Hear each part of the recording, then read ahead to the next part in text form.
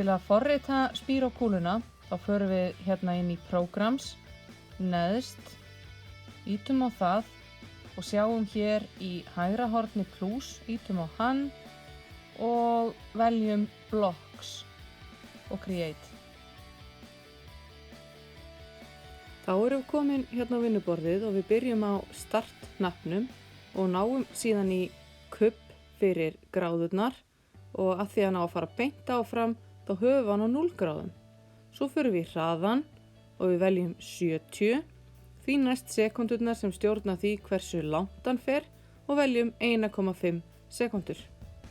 Svo förum við í þennan kubb hérna, Delay eða bið og veljum 1 sekúndu þar sem hann bíður þangað til að næsta skipun kemur og þá ætlum við aðeins að fikta í gráðunum af því að hann á ekki að fara beint, heldur á hann að fara í 24 gráður. Á hraðanum, förum svo yfir í hraðan, á hraðanum 70 áfram og í 0,8 sekúndur. Áður en við byrjum er mikilvægt að miða, þá förum við í aim og stillum þannig miðið.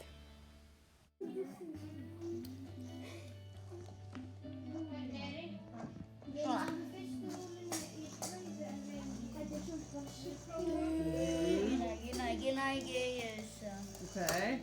Siggi, frá með iPadinn! Já, ég held að